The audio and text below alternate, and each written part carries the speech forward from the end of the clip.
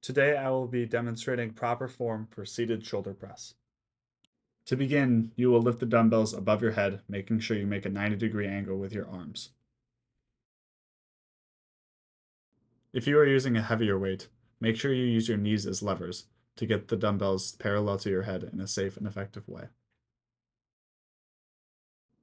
Once you are ready to perform the press, make sure you are going into full shoulder flexion on the way up, pressing the weight above your head and moving your biceps brachii towards your head.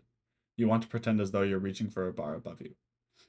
Then, when you lower your shoulders into shoulder extension, you bring your arms back to a 90-degree angle. As we can see, this exercise is being completed in the sagittal plane of motion and is in the transverse axis of movement. This exercise is primarily focused on building your anterior deltoid as well as your traps and triceps brachii. When coaching Micah, he got his dumbbells up towards his head in the perfect motion by using his knees. He then made the mistake of putting his arms too far forward rather than keeping them back in a 90-degree angle, so I made sure I corrected this. I then noticed after this correction that he started to bring his arms out in the press into more of a 45-degree angle rather than a 90, so here I corrected this again.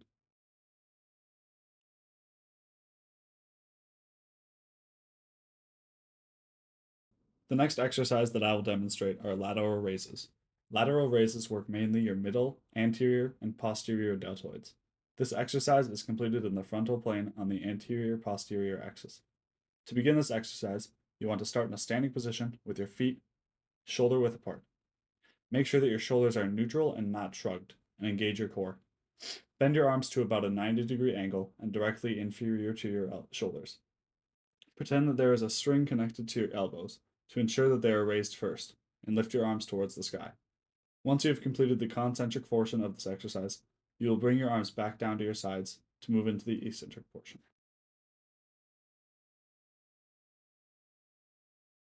When coaching Micah, we can first see that he starts up in a very narrow stance. This can decrease the effectiveness of the exercise. We can see that I walk over to him and direct him to widen his stance to shoulder width.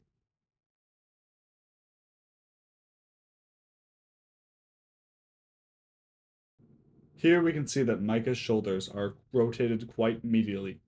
I physically walk behind him and guide his shoulders back and down to where they should be. Now we can see that Micah is leading his raise with his hands rather than his elbows. I stand at his side and tell him to lead more with his elbows rather than his hands, and to pretend that there is a string guiding his elbow to the ceiling. We can see that the final product is exponentially better than when Micah started. Alright, so the bicep brachii MMT. First, I'm going to have him do a no resistance curl. Then secondly, I'm going to add a little bit of resistance to his curl. And third, I'm going to add the most resistance to his curl. And those are all 3 levels. Okay, so for the deltoid MMT, level 1 is no resistance. So he's going to bring his arm out and up, just like he's doing a shoulder fly. So for level 2, I'm going to add a little bit of resistance.